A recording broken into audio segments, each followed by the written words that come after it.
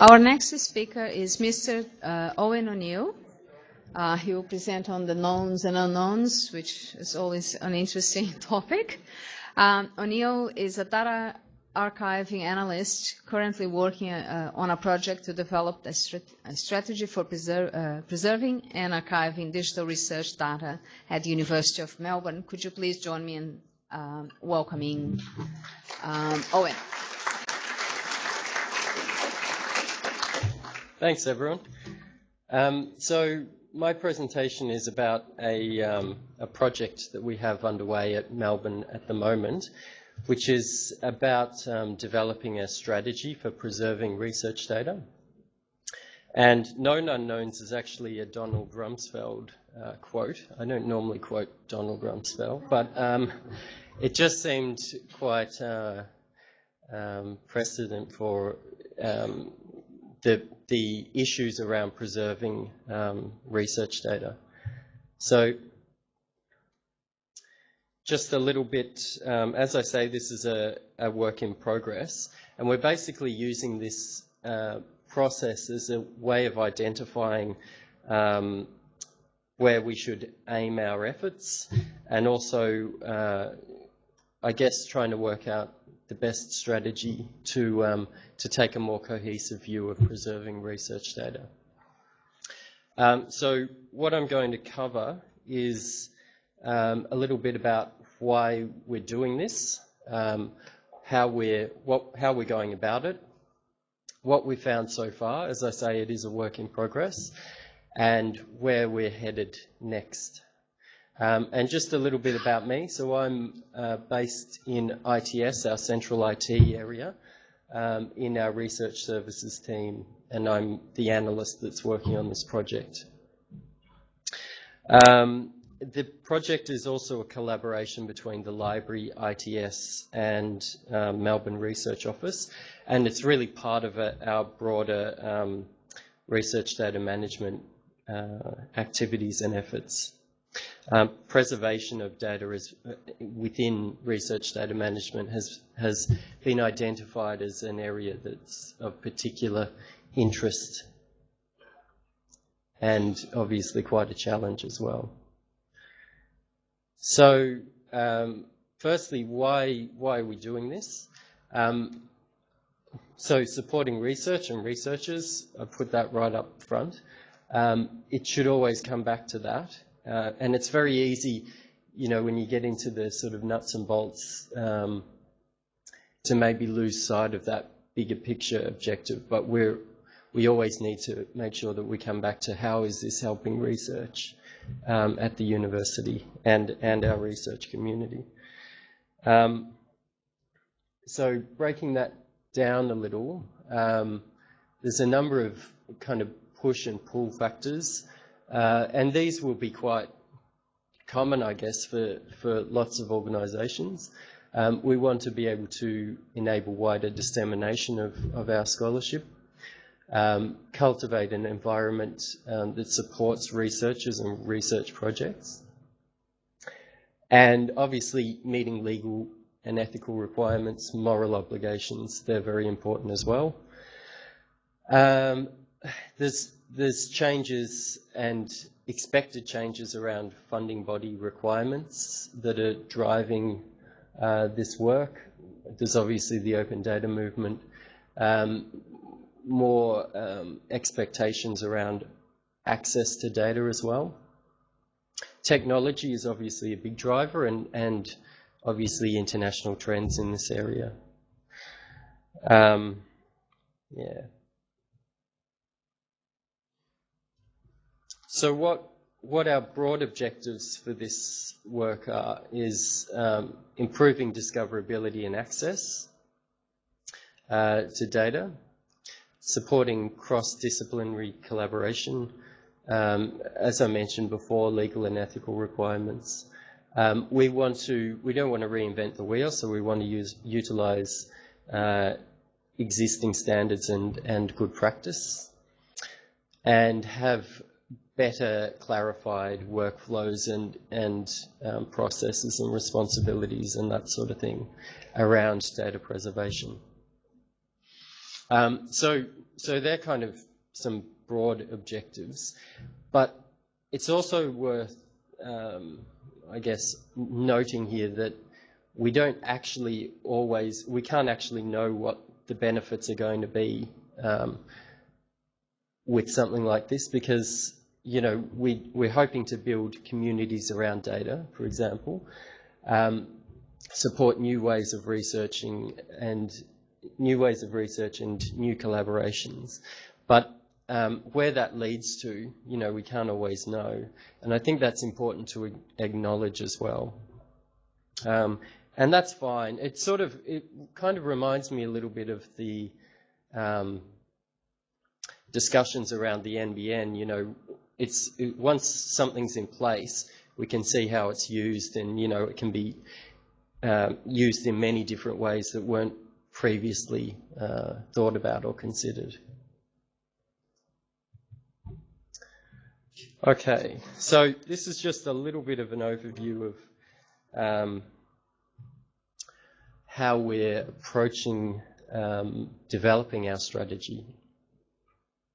So we've got an advisory group who are kind of experts, and that comprises researchers, library staff, technical staff from ITS, and policy-focused staff.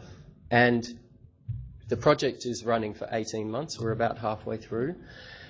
And that group's meeting every 6 weeks. So it's quite a commitment from that group of people to really drive this piece of work.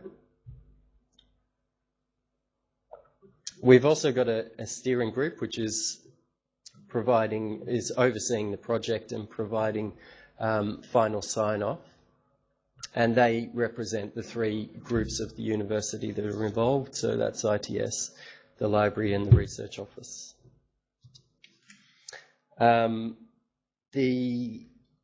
We're also to sort of target people working with research data collections on the ground, if you like.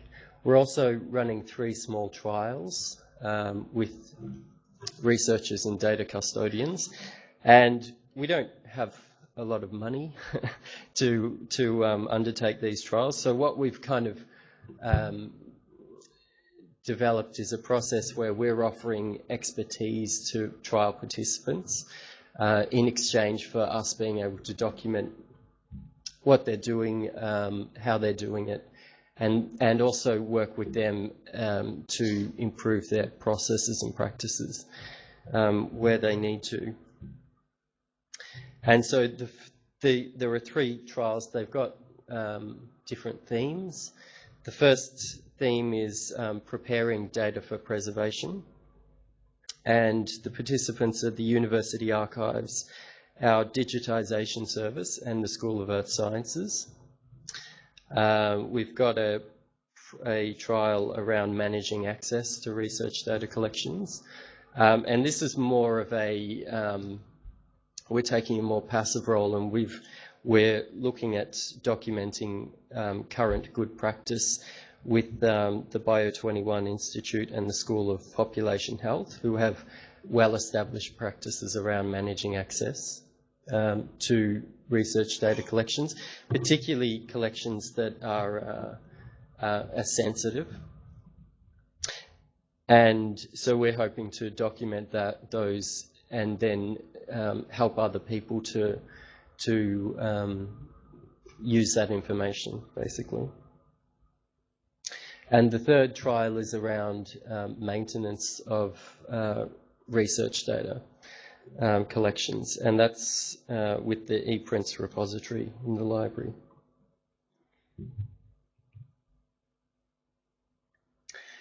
So we're also doing stakeholder consultations around the university, and we've got input from the Academic Board IT Committee, a committee of academics that have fed into this process as well. And we're obviously looking to ensure that we're aligning what we do with bigger university strategies. Melbourne's just recently released our research strategy, so obviously it's important that we align our work within the wider context. Also, how we can, as I said before, utilise what other people have done, you know, and we're not about reinventing the wheel. If someone's already got good approaches or practices or whatever it is, we're happy to beg, borrow and steal. So that's kind of how we're approaching our project. And this is, so now moving on to what have we found so far. After many discussions with our advisory group, we've basically identified 4 key areas for action. And we've, in our first draft of the strategy, which has just been finished, these are written out as in more formal language, and they're basically identified as principles. But I've sort of, this is sort of paraphrased, if you like, and this is the gist. So the organisation, how we can have support services that can be configured to better support research. And you know, this is all building on, we've already got lots of really good services available to researchers. So it's about how we can, you know, tweak things to make things better. Around our culture and how we can really make data management and preservation part of what we do as a university. The infrastructure, so obviously we need high quality infrastructure, but we also need to support people using that infrastructure. And policy, so making sure that the requirements for researchers are clearly articulated. And that's, you know, something we can obviously always improve on.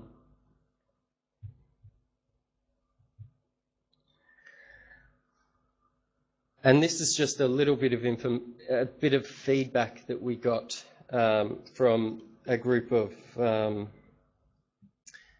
senior academics that we spoke to recently. And so you probably, you know, recognise some of these types of comments. I just thought I'd pick out a few. So who's going to pay? You know, that's the always a bugbear. One comment that we get sometimes is that our needs are unique. And I think that needs to be, and usually that's around either the research domain or ethics requirements. And I think that kind of needs to be unpacked a little bit more, because I'm not sure that that's always the case. And we can, you know, we're not looking to have rigid systems or processes in place. So, you know, I think we can deal with difference. One really positive thing is people seem to be quite supportive of the concept of data management plans, which I think is really great. And then people are also saying, well, okay, well, what do I need to do to keep my data safe? How can I manage access more effectively? So they're obviously kind of pain points. And this one, which I quite like, the university needs to variously take more responsibility or get out of our way. So there seems to be, you know, quite a diversity of views. And also one thing that I guess surprised me in some ways is there's still quite a lot of people out there that aren't really convinced that there's any issue. And so if there's no problem, then why are we doing this, you know? So I think that that's important feedback as well, that we need to be clearly articulating why we're doing this and why it's important. Also, comments like, you know, this sounds like it's an added burden to already difficult workloads. And they're important to acknowledge, I guess, and to make sure that whatever we're doing, we're trying to find ways to reduce the burden on people, but protect data as well.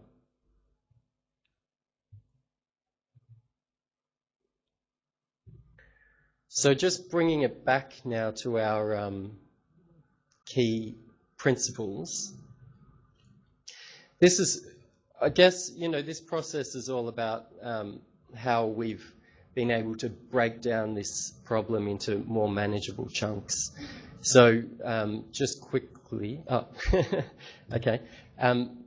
So as far as culture goes, what's the role of training and support in this to drive the change that we're looking for? And how can we better acknowledge research data management and preservation skills as well? I think it's really important. As an organisation, we've got lots of systems, lots of people gathering information about different aspects of research. And some of it might just be in an Excel spreadsheet, some of it might be in an enterprise system. But we need to make sure that we aren't asking people for the same information all the time, and we're actually really utilising the information that we've got. And we've got some work going on in that space around our research data registry that's helping to pull data together. A lot of support at the university is based around our organisational structure.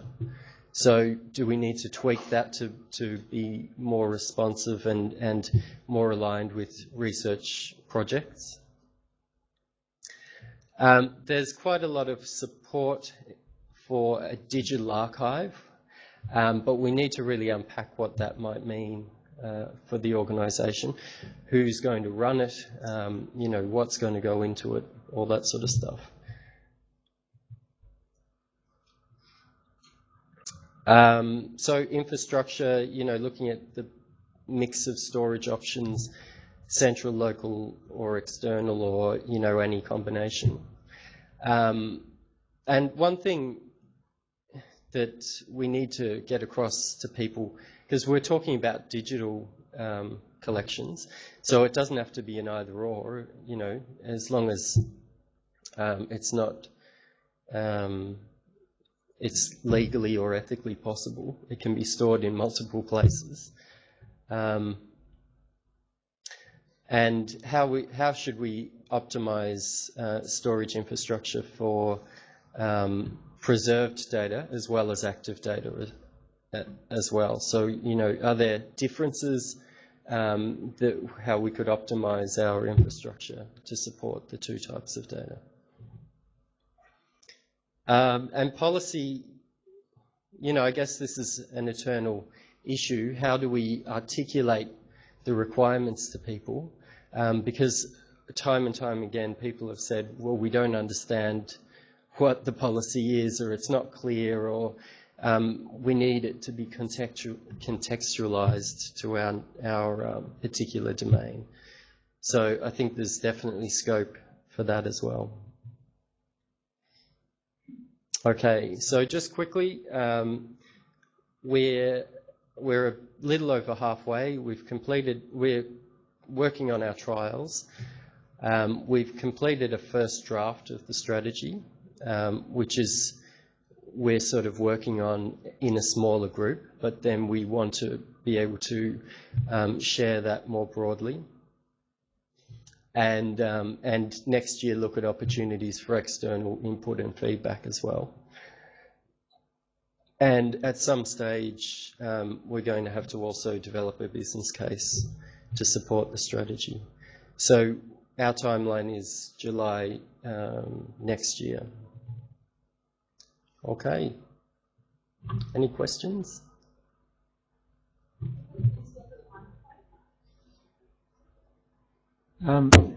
this is certainly a timely topic all around the world, and I'm wondering whether you were considering a federation, both in Australia and across the Pacific, of groups that are trying to address exactly the same questions you're trying to do. Rather than just looking at best practices, actually have a collective federation to discuss some of these issues. They are very, very timely. I know in the U.S. they are too. Yeah. Yeah, I mean, we'd be happy to look at, I mean, I guess part of the reason for coming here and talking to you about this is to find other people that are interested in this topic and see if we can exchange ideas and, you know, information. So, yeah, I think something like that would be really good. California is really looking at this in a major way. The National Center for Atmospheric Research is doing the same thing, and they're just the tip of the iceberg. So connecting in with these people would be interesting. And as a matter of fact, the conference might even think in the next time to address a more holistic way of the full life cycle of data. From the very beginning to all the way through the curation and storage. And there is a lot of aspects to that. It might be an interesting topic for the next e-research.